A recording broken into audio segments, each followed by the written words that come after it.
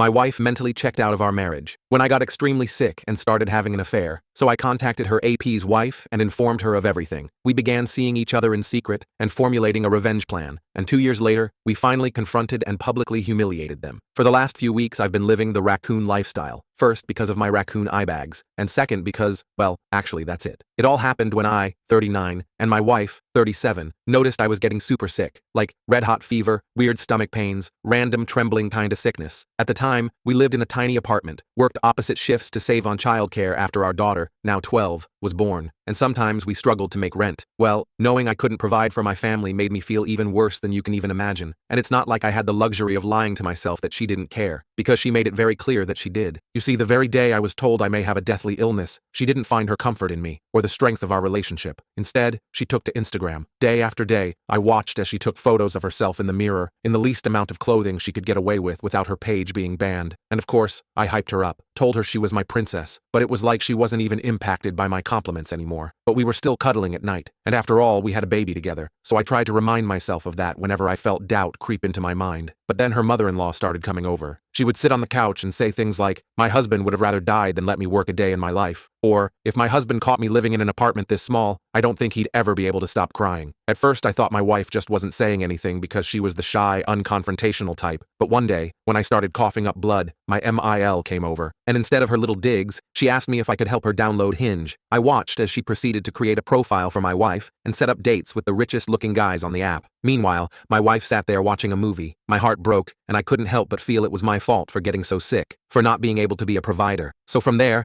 I did everything I could for my health. I felt like one of those holistic herbal moms that somehow always go viral on TikTok. Every morning started with a concoction of vitamins, and every night ended with a meditational detox. And for some reason, after a few months, I got a lot better. And I guess I didn't mention this earlier in the story, but because of my sickness, I didn't know if I was going to live or die. So when I found out I was better, I was practically jumping off the walls with excitement. But apparently my wife and her mother didn't feel the same way, because when I broke the news, my mother-in-law's face completely fell. I could have sworn I saw her wipe away a few tears too. And when I looked over to my wife, a wave of sadness swept over her eyes. In the days after, I tried to rebuild the relationship with my wife. I even took out a loan to afford a very fancy romantic dinner on a boat. My wardrobe slowly transformed as I replaced perfectly good clothes with newer styles she approved of, hoping for a compliment that rarely came. But then it escalated. She'd constantly compare me to her boss. Yeah, red flag I completely missed. It was always, Jason would know exactly what I wanted without asking. Or, Jason takes his wife on these amazing surprise dates. She'd come home from work with stories about Jason's thoughtful gestures toward his employees, or the expensive anniversary gift he bought his wife Emma. Every story seemed designed to highlight my inadequacies, and what she said next actually made me wish that I had, in fact, died from my illness. She mentioned how Jason had surprised his team with gourmet coffee and personalized mugs on a particularly stressful day. I brought home her favorite dessert from the bakery across town. Instead of appreciation, she just said, "That's nice, but I'm watching my calories this week. You should have asked first." I threw the pastry away after she went to bed, feeling foolish for trying. "Did you hear what Jason did for Emma's birthday?" she'd ask while we were doing dishes one night. "He flew her mom in from Seattle as a surprise and booked them a spa day together. So thoughtful." I remember the sting of that particular comment. My birthday gift to her that year had been a handmade photo album chronicling our family's journey, with handwritten notes about my favorite memories with her. She had thanked me politely but left it on the shelf, untouched. A week later, she mentioned wanting the new smartwatch her coworker had. I felt like nothing I did measured up to the mythical Jason standard. When I'd ask what she wanted from me, what would make her happy, she'd just say, "You shouldn't have to ask, you should just know." This became her mantra, repeated endlessly whenever I tried to understand what was missing in our relationship. "But I'm not a mind reader," I'd say, frustrated. "Just tell me what you need." "That's exactly the problem," she'd respond, sighing dramatically. "Emma never has to tell Jason what she needs. He just knows." I'd lie awake at night replaying these conversations, wondering when I'd lost the ability to make her happy. We used to function as a unit, intuitively understanding each other's needs. Now I felt like I was constantly failing a test I didn't know I was taking, measured against a standard I could never reach. I bought relationship books, read articles online, even listened to marriage podcasts during my commute. I planned date nights, dinners at restaurants we couldn't afford in our early years, tickets to shows she mentioned wanting to see. I tried to spice things up in the bedroom with new approaches I'd researched. Nothing worked. She either responded with lukewarm appreciation, "That was nice, I guess," or outright disappointment, "I wasn't really in the mood for Italian tonight," or "This show is kind of boring." After one particularly elaborate date night that I'd spent weeks planning, a sunset cruise followed by dinner at the restaurant where we'd celebrated our engagement, she spent most of the evening checking her phone. When I finally asked if something was wrong,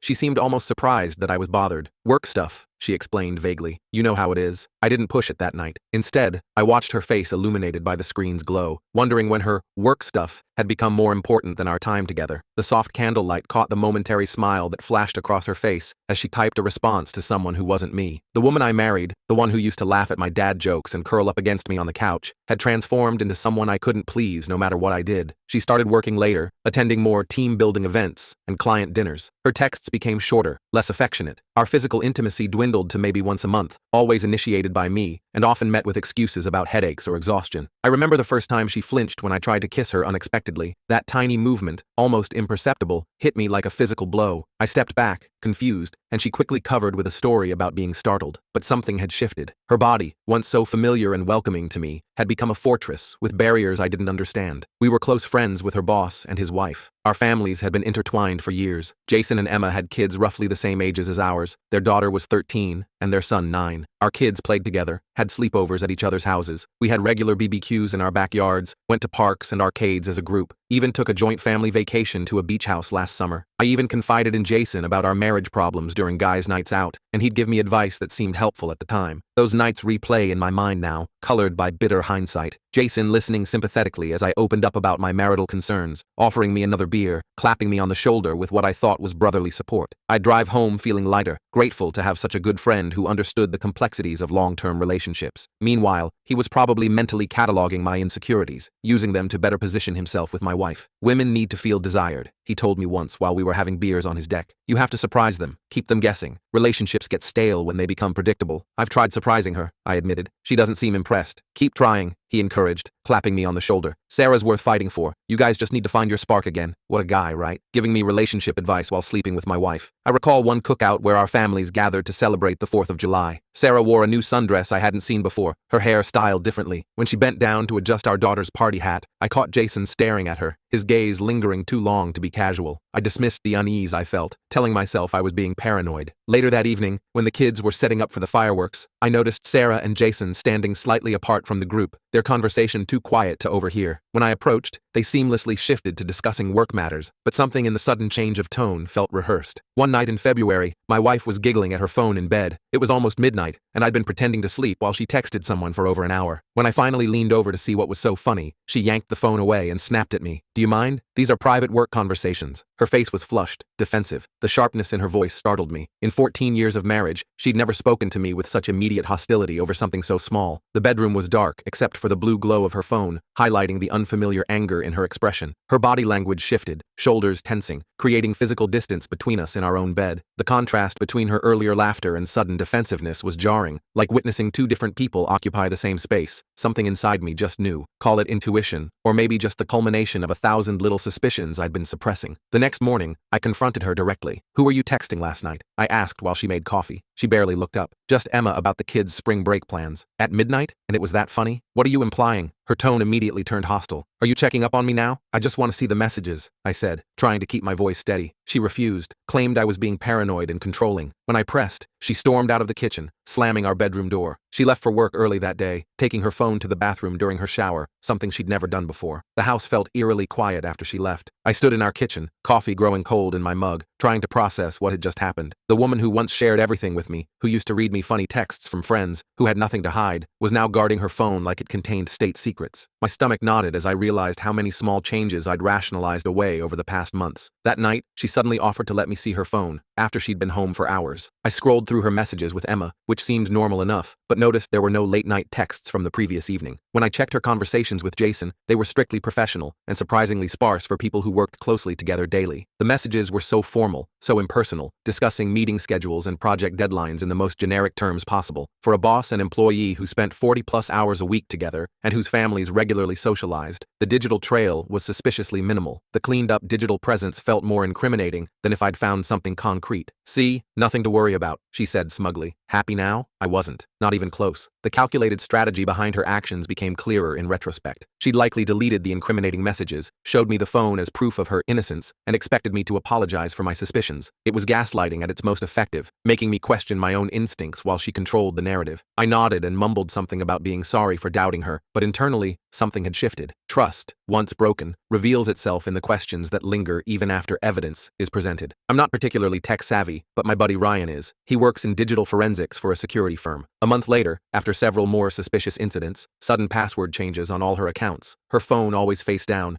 mysterious weekend work emergencies. I invited Ryan over for beers while my wife took the kids to her parents' house. During those anxious weeks of waiting, I started noticing other changes. Sarah had new underwear I'd never seen, delicate, expensive pieces that never seemed to make appearances on our date nights. Her gym schedule changed, but her fitness tracker showed inconsistent workout patterns. She'd come home with subtle makeup still perfect, after supposedly intense exercise sessions. Once, I found a receipt for a hotel parking garage in her car, from a Tuesday afternoon when she'd told me she was at a client meeting across town. "Man, I hate to ask this," I said, after we'd been catching up for a while, "but I need help recovering some deleted texts from Sarah's old phone." She'd upgraded to the latest iPhone the previous month, and had given her old phone to our daughter to use for games, after supposedly wiping it clean. Ryan looked uncomfortable but didn't seem surprised. "You think she's cheating?" he asked directly. I nodded, hating to say it out loud. "With her boss, I suspect." Ryan sighed. "Let me see what I can do. No promises, though." It took him several hours, but he managed to recover fragments of deleted conversations. Not everything, but enough. Messages like, "Miss you already," and "Last night was amazing" between my wife and Jason. References to hotel rooms and inside jokes. A particularly gut-wrenching exchange where she complained about me being clueless and boring in bed. Reading those words, her private assessment of my inadequacies shared with her lover, was like having the foundation of our marriage jackhammered out from under me. The intimate details of our marriage, things I thought sacred between us, had become ammunition in her affair, fodder for their shared amusement. Each recovered message was a paper cut to my dignity, small but agonizingly precise in its ability to wound. I felt physically ill reading them, but thanked Ryan for confirming what I already knew in my heart. The fragments we found confirmed my worst fears. She was having an affair with Jason. "What are you going to do?" Ryan asked before leaving. "Get more evidence," I replied. "Then decide." Ryan clasped my shoulder before he left, his eyes reflecting both sympathy and concern. "Don't let this consume you, Mark. Get what you need, then get out. I've seen people destroy themselves gathering every painful detail." His warning resonated, but I knew I needed irrefutable proof, both for potential legal proceedings and for my own sanity. I couldn't risk her twisting this into some misunderstanding I'd blown out of proportion. I wanted proof that she couldn't wiggle out of, so I waited and watched. 3 days into my investigation, in a moment of weakness or perhaps hope, I bought How to Help Your Spouse Heal from an Affair, thinking maybe we could salvage our marriage if she was truly remorseful. I hid the book in my desk drawer at work, not ready to confront her yet. The pages of that book became both comfort and torment during lunch breaks and quiet moments alone. I highlighted passages about genuine remorse versus regret at being caught, about the years needed to rebuild trust after betrayal. Some days, I'd read about successful reconciliations and feel a flicker of hope. Other days, the clinical descriptions of affair partners' manipulation techniques made me question every moment of my marriage. The book became a roadmap to a possible future I wasn't sure I wanted, but couldn't yet dismiss entirely. That Saturday, she claimed there was an emergency at work, some client crisis that required her immediate attention. I called her office after she left, closed on weekends, as I expected. She didn't answer my calls or texts until late afternoon with a brief, "Still working, don't wait up." I remember sitting at our kitchen table that afternoon, staring at my phone, waiting for a response that would inevitably be a lie. The kids were at a neighbor's house for a play date, and the empty home echoed with the ghosts of our happier days. Family photos lined the walls, smiling faces captured in moments of genuine joy. Had she been thinking of him when we posed for our Christmas card last year? When we renewed our vows on our 10th anniversary? The timeline of her betrayal contaminated every memory, leaving me questioning which moments had been real and which had been performances. She crawled into bed at 2 a.m. after immediately showering, smelling of hotel soap and shampoo rather than her usual products. I pretended to be asleep, my heart pounding so loudly I was certain she could hear it. How many times had this happened without me realizing it? How many showers had washed away the evidence of her betrayal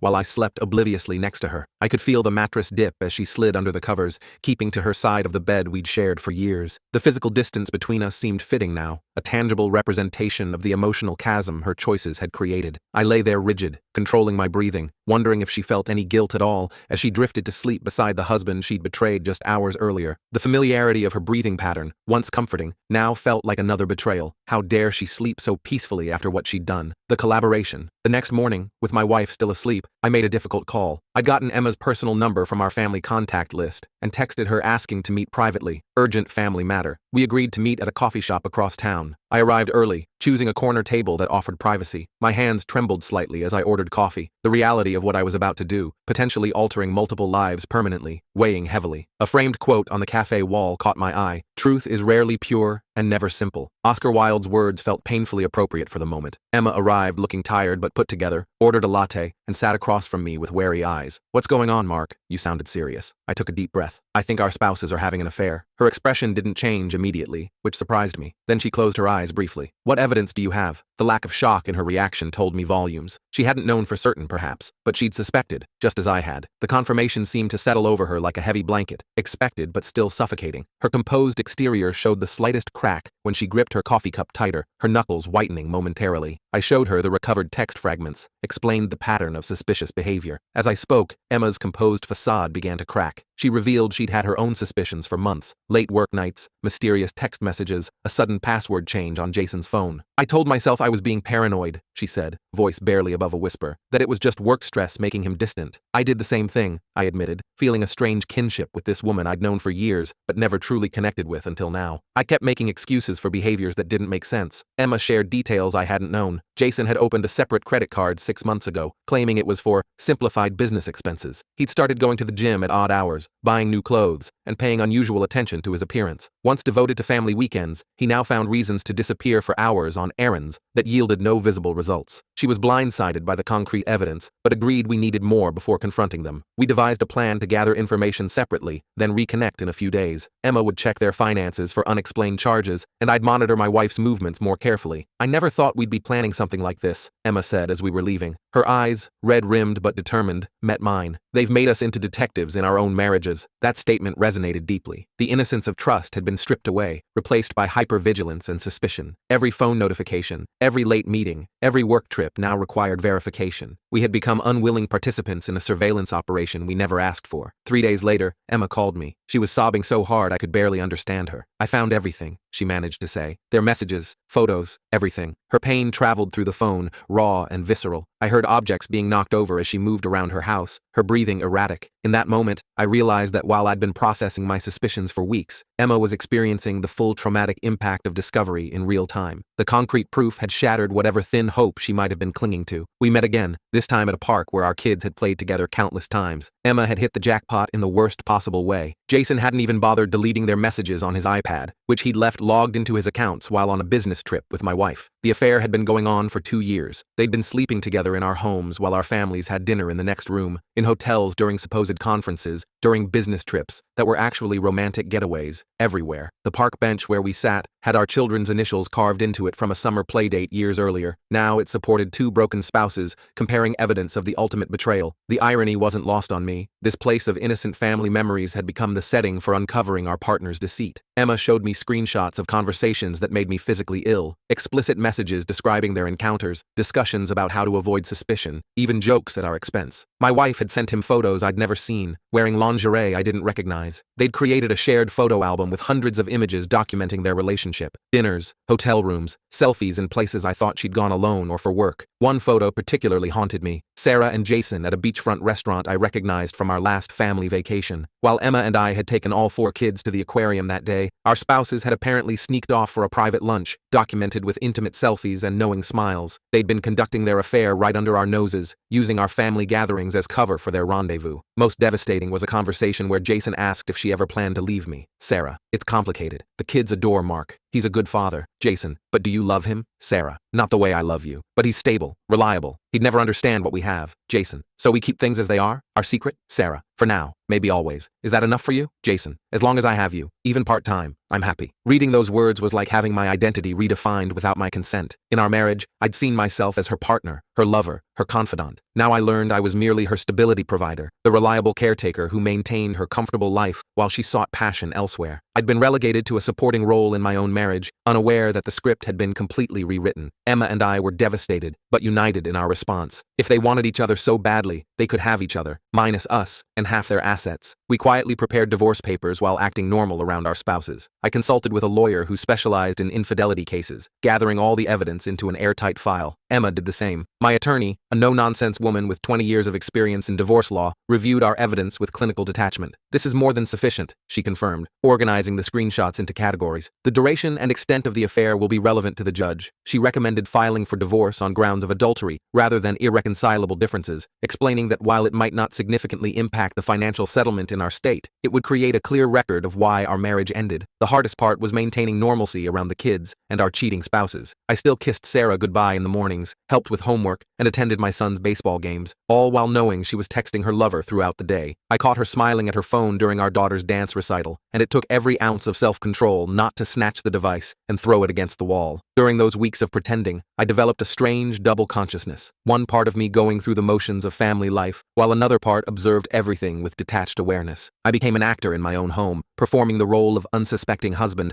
while gathering evidence for my exit. Each family dinner felt surreal, watching Sarah laugh with our children, knowing she was living a complete double life. The cognitive dissonance was exhausting. "Something funny?" I'd asked, and she'd quickly darkened the screen. "Just a meme from work," she'd replied smoothly, the lie effortless after so much practice. Her ability to transition seamlessly between loving mother, attentive wife, and secret lover was disturbing to witness. The compartmentalization required for such deception seemed almost pathological. This woman I'd shared my life with for 14 years had developed an entirely separate identity I knew nothing about, maintaining elaborate fictional narratives to support her double life. The Sarah I thought I knew, honest to a fault, unable to keep even birthday surprises secret, had been replaced by a skilled liar who could look me in the eyes while betraying me. The payback. Through Emma's continued monitoring of Jason's messages, we discovered our spouses had booked another weekend getaway at a luxury hotel across town, using his corporate card that Emma had access to through their joint account. The reservation was for the upcoming weekend, when Sarah had told me she was attending a marketing conference in Chicago. I had even offered to drive her to the airport. "Don't be silly," she'd said. "I've booked a car service. You focus on the kids." Her elaborate lie included fabricated conference details, a fake hotel reservation email she'd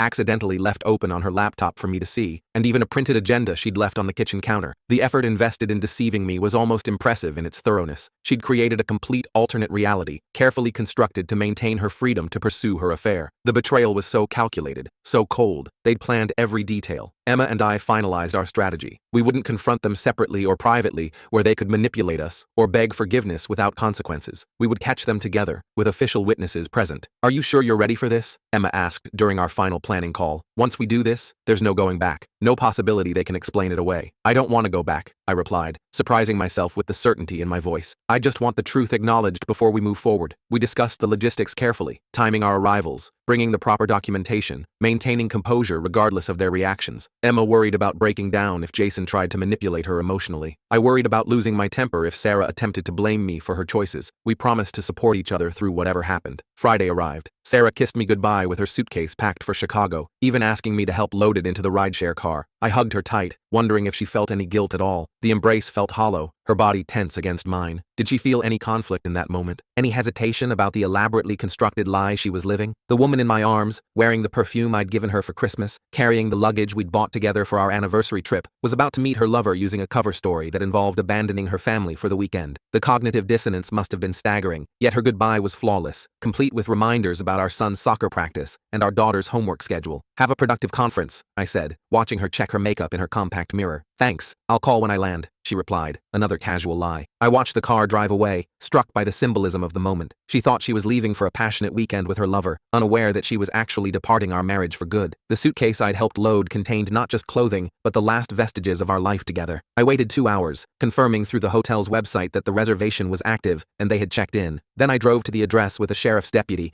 who had agreed to serve as an official witness. The deputy was professional but sympathetic when I explained the situation. I had the divorce papers in a manila envelope, my hands shaking slightly as I handed them to the server. The drive to the hotel felt surreal. Traffic lights, pedestrians, normal Friday activities continued around me, while my life was about to change irrevocably. I rehearsed what I might say, how I would react to different scenarios. Would she cry, rage, beg forgiveness? The uncertainty created a nervous energy that left me feeling slightly detached from reality, observing events from outside myself. We arrived at the hotel, a sleek downtown establishment with a rooftop pool, where I imagined they had already celebrated their secret rendezvous with champagne. The front desk was reluctant to help until the deputy explained the legal situation. They called up to the room, informing Mrs. Turner that her husband was in the lobby with important documents. The minutes waiting in that lobby stretched endlessly. Business travelers checked in and out, oblivious to the drama unfolding. A family with excited children prepared for a weekend adventure. Ambient music played softly overhead, and I stood there, outwardly calm, but internally bracing for a confrontation that would permanently alter multiple lives. The look on my wife's face when she came down to the lobby in just a bathrobe was priceless. First confusion, then shock, then panic. Her hair was wet from the shower, and she clutched the robe tightly around herself when she saw the uniformed deputy beside me. Her transformation was immediate and dramatic, from relaxed lover to cornered spouse in seconds. Her eyes darted around the lobby, likely checking if Jason had followed her down. The woman who had meticulously constructed elaborate lies for months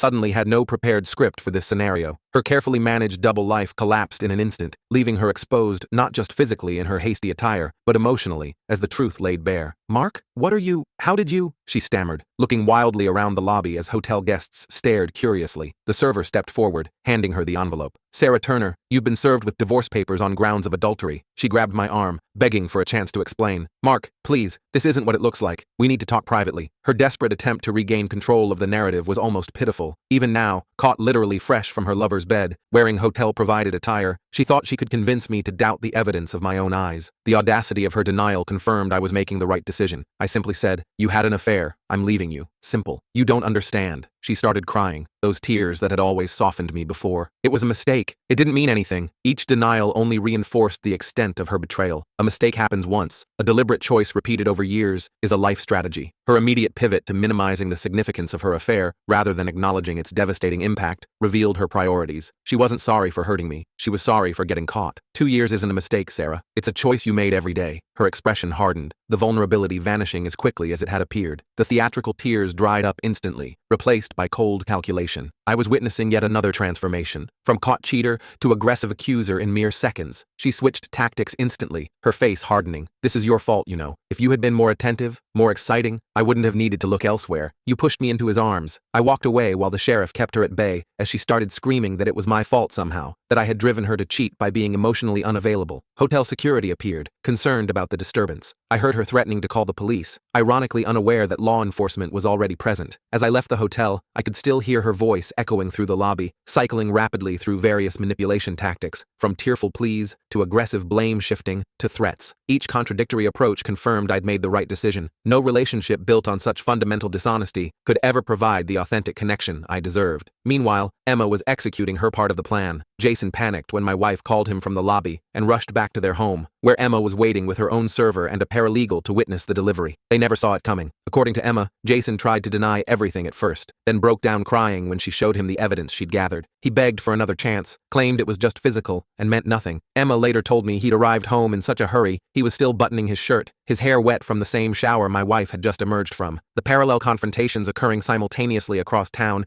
created a poetic justice to the situation. No private reconciliations, no opportunity to coordinate their stories, just the raw truth exposed in different locations. "You told her you loved her," Emma had replied calmly, in writing, hundreds of times. Emma described how Jason had collapsed onto their sofa, head in hands, when he realized the extent of the evidence she possessed. His carefully constructed narrative, the devoted husband temporarily led astray, crumbled when confronted with his own words, professing eternal love to his mistress. The months of elaborate deception, the calculated betrayal of both families, the strategic manipulation of everyone's trust, all laid bare in documented detail. The aftermath: my divorce proceedings are moving quickly and will be finalized soon. Emma's might take longer as Jason is fighting for more favorable terms. Neither of our spouses wants a divorce, claiming it was just physical, and that marriages survive worse. My wife insists she never planned to leave me, and that she's not that person anymore. The immediate backpedaling from both of them was almost comical in its predictability. The affair that had been important enough to lie about for years, to risk their families and reputations for, suddenly became meaningless when discovery threatened their comfortable lives. The passionate love declared in countless messages transformed overnight into a mistake they wanted to minimize. "I made a terrible mistake," she says daily, following me around the house where we still live temporarily until the divorce is settled. "But it made me realize how much I truly love you and our family." Her sudden rediscovery of love for our family coincided precisely with the consequences of her actions becoming real. The timing of her epiphany was suspiciously aligned with the loss of her security and social standing rather than genuine remorse for the pain she'd caused. "No," I've told her repeatedly. "Getting caught made you realize what you stand to lose. There's a difference." Each time I say this, she looks genuinely confused, as though the distinction escapes her. The self-awareness required to understand how her actions impacted others seems beyond her emotional capacity. Her focus remains entirely on what she wants: forgiveness without accountability, reconciliation without consequences, restoration of her comfortable life without the messy work of rebuilding trust. We still live in the same house temporarily due to legal complications and considerations for the kids, though we sleep in separate rooms. She's going to individual therapy twice weekly, reading the books I bought months ago, begging for another chance. She leaves notes around the house apologizing, reminiscing about our happy memories, promising to spend her life making it up to me if I'll just reconsider. The psychological warfare is subtle, but relentless. She strategically places these notes where the kids might see them, creating an impression that she's trying while I'm being unforgiving. She mentions her therapy insights at dinner, ensuring the children hear about her growth and commitment to change. Each gesture seems calculated for maximum manipulation rather than genuine healing. Remember our trip to the Grand Canyon? One note read, "You held my hand at the edge because you knew I was afraid of heights. That's the man I married, the man who always protected me, even from my own fears." The cruel irony of that particular message wasn't lost on me. She was appealing to my protective instincts, the very quality she had exploited to maintain her double life. For years, I had protected our family, maintained our home, supported her career advancement, all while she betrayed the foundation of our relationship. Now she wanted that same protection to shield her from the consequences of her choices. I crumpled it up without responding. These daily performances exhaust me.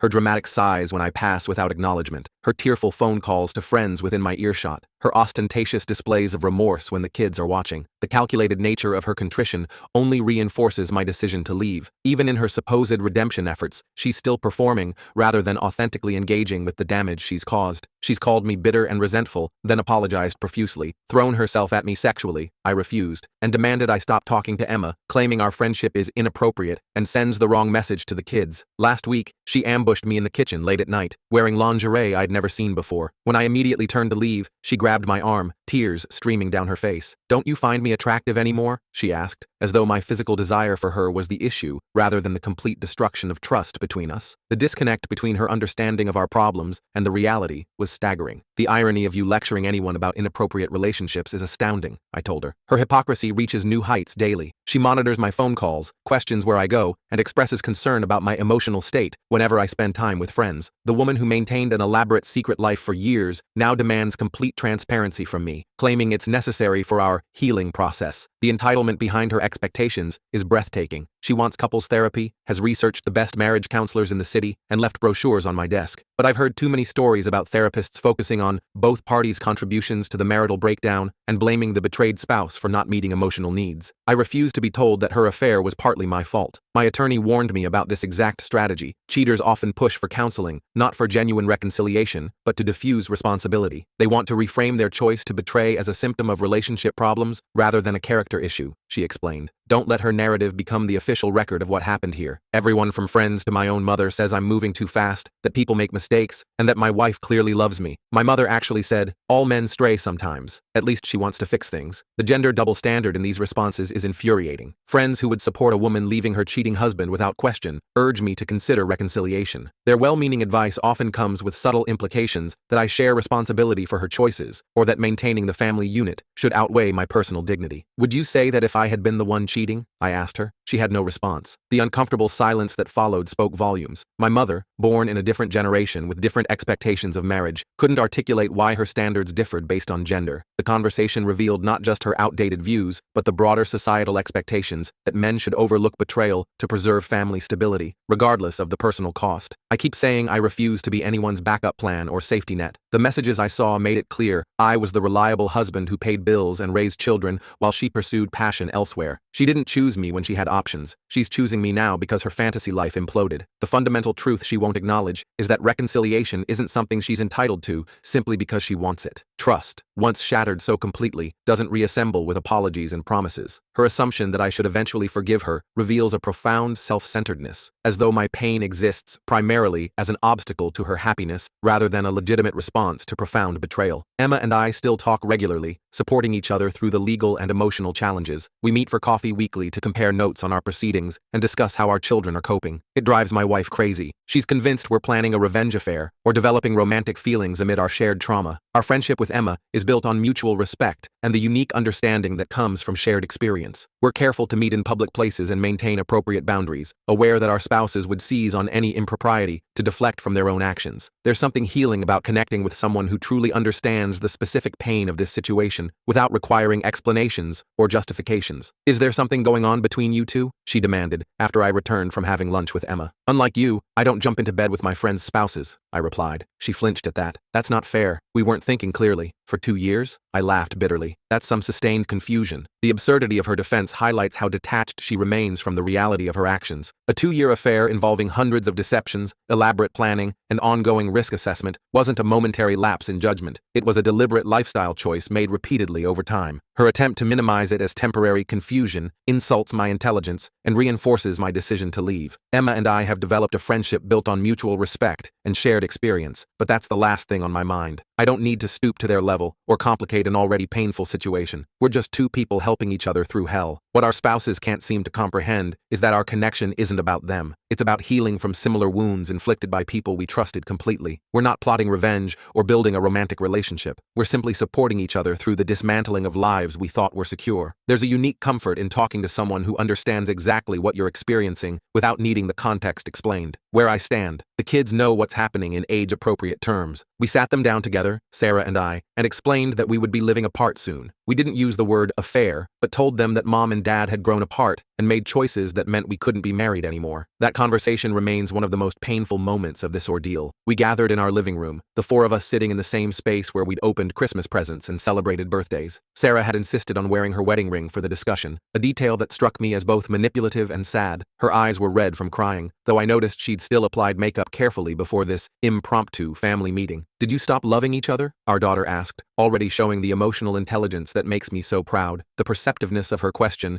cut straight to the heart of the matter. Children have an uncanny ability to identify the core issue, while adults dance around uncomfortable truths. Her direct question momentarily silenced both Sarah and me as we struggled with how to answer honestly without causing unnecessary pain. "We'll always love you both more than anything," I answered, sidestepping the real question. Our daughter's eyes moved between us, clearly unsatisfied with my deflection, but recognizing this wasn't the moment to press further. The emotional maturity she displayed, holding her deeper questions while accepting what we could offer, made my heart ache. Children shouldn't have to navigate adult complexities with such careful consideration. "But families are supposed to stay together," our son argued, tears streaming down his face. Sarah tried to hug him, but he pulled away, a rejection that visibly crushed her. She's been trying desperately to maintain her relationship with the children, overcompensating with gifts and special outings. They're confused and hurt, but resilient. They wish we'd stay together, but seem to understand why that can't happen. My son's resistance to her comfort wasn't a calculated rejection, but an instinctive response to sensing inauthenticity. Children develop a remarkable radar for emotional dishonesty. While he couldn't articulate why he pulled away, his body language communicated what words couldn't. Something fundamental had shifted in his trust of his mother, even without knowing the specific reason for our separation. Our daughter overheard an argument where Sarah was pleading for another chance, and later asked me privately, "Mom did something really bad, didn't she?" I struggled with how much to share. "She broke a promise that's very important in marriage," I finally said. My daughter nodded solemnly. "Like when she promised to only love you?" The wisdom in her simple observation left me momentarily speechless. Her ability to distill complex adult situations to their essence, broken promises, violated trust, was both impressive and heartbreaking. Children understand more than we give them credit for. At the end of the day, this wasn't a drunken mistake or one-night stand that could be attributed to temporary insanity or overwhelming temptation. This was 2 years of lying, gaslighting, and comparing me unfavorably to the very man she was sleeping with. How do you come back from that level of betrayal? The calculated nature of their affair required thousands of individual decisions to deceive. Each text message, each fabricated work emergency, each hotel reservation represented a conscious choice to betray our family. The affair wasn't something that happened to Sarah. It was something she actively constructed and maintained daily for years, while simultaneously criticizing me for not meeting standards her lover supposedly exemplified. Last night, Sarah found me alone in the kitchen after the kids were asleep. "I know you don't believe me," she said quietly, "but I never stopped loving you. What Jason and I had, it wasn't real. It was an escape, a fantasy." I studied her face in the dim kitchen light, searching for the woman I thought I'd married. Did she actually believe what she was saying? Could she genuinely not understand that claiming to love me while systematically betraying me for years made no sense? The cognitive dissonance required to maintain her self-image while acknowledging her actions seemed beyond her capacity. "That's worse," I told her. "You risked everything we built for something that wasn't even real to you." Her response revealed volumes about her character. By dismissing her affair as not real, she attempted to minimize its significance, rather than taking full responsibility for her choices. The relationship was real enough for her to invest years of deception, to risk her marriage and family, to construct elaborate lies, but now she wanted to reframe it as meaningless, to facilitate her desired outcome. "People survive affairs all the time," she insisted. "Marriages can be stronger afterward." "Maybe some can," I acknowledged, "but I'll never trust you again." Every business trip, every late night at work, every text message would trigger suspicion. That's not a marriage, it's a surveillance operation. This is the fundamental reality she refuses to accept. Trust, once shattered so completely, doesn't simply reassemble because the betrayer wishes it so. The neural pathways of suspicion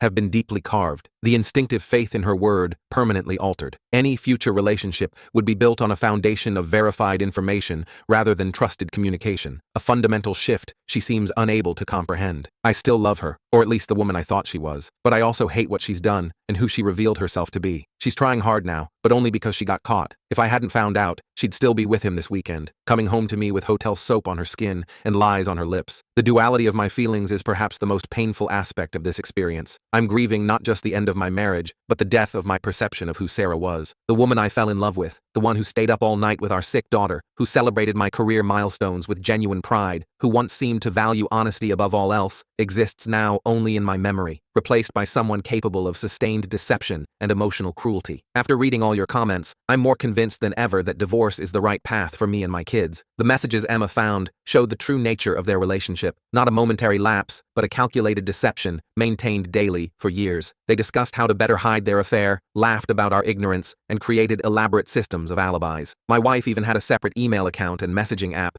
just for communicating with Jason. One particularly damning exchange revealed they had created code words to use in front of Emma and me. Reviewing the Henderson project meant meeting at their regular hotel. Supply chain issues indicated one of us was getting suspicious and they needed to be more careful. They had turned deception into a game, complete with inside jokes about their successful manipulations. How could anyone rebuild a relationship after discovering that level of calculated betrayal? A marriage built on lies isn't worth saving, no matter how remorseful she claims to be now. I deserve honesty, faithfulness, and respect, the basic foundations of any relationship. My children deserve to see their father modeling self-respect and healthy boundaries. Staying would teach them that breaking trust has no real consequences, that promises can be violated without permanent repercussions. The legacy I want to leave my children isn't one of martyrdom, sacrificing my dignity and happiness to maintain a facade of family unity. Instead, I want to show them that healthy relationships require mutual respect, honesty, and integrity. By establishing clear boundaries about unacceptable behavior, I'm teaching them to value themselves enough to expect ethical treatment from their future partners. Yesterday, Sarah left a photo album on my bed, pictures from our wedding and early years together. I returned it to her room untouched. Those memories belong to a relationship that no longer exists, with a woman who turned out to be someone else entirely. The album represented another manipulation attempt, using nostalgia to bypass the present reality, encouraging me to confuse who we were with who we are now. The young couple in those photos, idealistic, honest, truly committed to each other, no longer exists. One half of that partnership systematically violated every promise captured in those images. Looking back would only keep me trapped in a narrative that's been proven false. I'm focusing now on building a new life, finding an apartment close to the kids' school, establishing a co-parenting routine that minimizes contact with Sarah, and reconnecting with friends I'd neglected during my marriage. I've started therapy to process my anger and grief, not to reconcile, but to heal. Some days are harder than others, but I'm committed to moving forward. My therapist has been instrumental in helping me recognize the gaslighting and manipulation I experienced throughout the affair and its aftermath. She's provided techniques for maintaining boundaries during co-parenting interactions and strategies for supporting the children through this transition. Most importantly, she's validated my decision to prioritize truth and authenticity over maintaining a fundamentally compromised relationship. When the divorce is finalized, I plan to take a trip alone, something I've never done. Maybe hiking in Colorado or surfing in California, activities Sarah always vetoed as too dangerous or impractical. It's time to rediscover who I am outside of the relationship